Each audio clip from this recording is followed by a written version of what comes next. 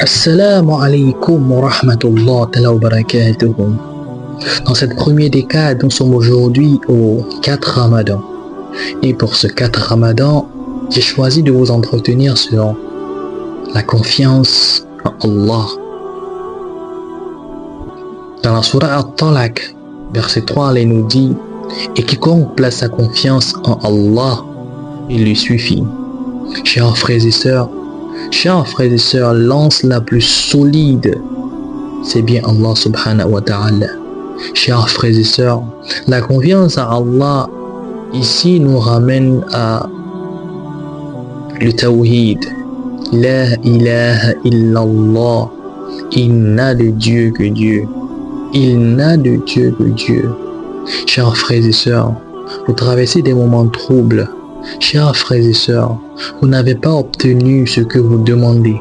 Chers frères et sœurs, vous avez des propositions indécentes. Chers frères et sœurs, vous êtes angoissés.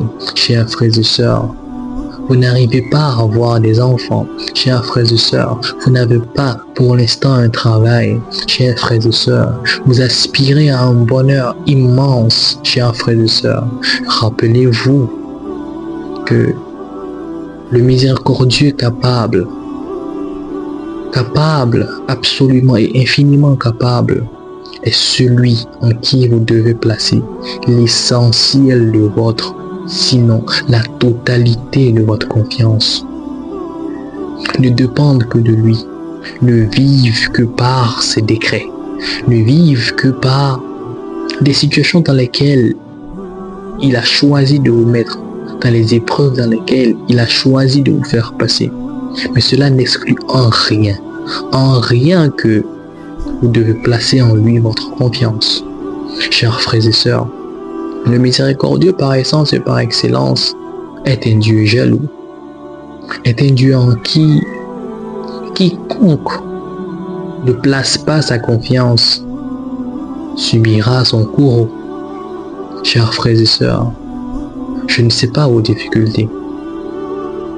Chers frères et sœurs, je n'ai pas la prétention d'avoir des réponses. Seul Allah Azawajal a les réponses. Chers frères et sœurs, si vous nous prenez en marche, nous avons parlé de la patience, nous avons parlé de la persévérance, nous avons parlé de la gratitude, chers frères et sœurs. Mais rappelez-vous que vous avez absolument besoin de cela sans délai.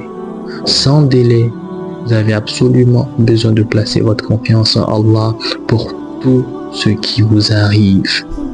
Rien ne vous arrive, rien ne se passe sans qu'il n'en soit informé. Et il nous dit encore qu'il connaît le contenu de nos poitrines. Donc c'est-à-dire qu'on ne peut pas tricher avec lui. Soit nous avons confiance en lui, soit nous avons confiance en autre chose. Mais Allah, il est parfaitement sachant de cela. Mais à quoi vous exposez lorsque au fond de vous, vous n'avez pas totalement confiance et que vous lui demandez alors qu'il est sachant de ce qui est dans vos poitrines? Nous, on ne se moque pas d'Allah Azawajal. Allah Azawajal, il est le meilleur des planificateurs. On ne complote pas contre Allah Azawajal, car Allah Azawajal, il sait en avance ce que notre âme est capable de faire. Pourquoi le faire finalement? Si lui, il a déjà ses coups d'avance, parce que c'est lui qui vous a créé. C'est lui qui a permis à vos mères de vous avoir dans leur matrice. C'est lui qui a décidé de vous donner à vos parents. Il est parfaitement connaisseur de vous. Donc s'il y a une once de non-confiance en lui le majestueux, il le sait, il le saura.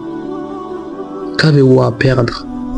À avoir absolument confiance en son jugement, à avoir absolument confiance en son timing, à avoir absolument confiance en ce qu'il a décidé et décrété pour vous.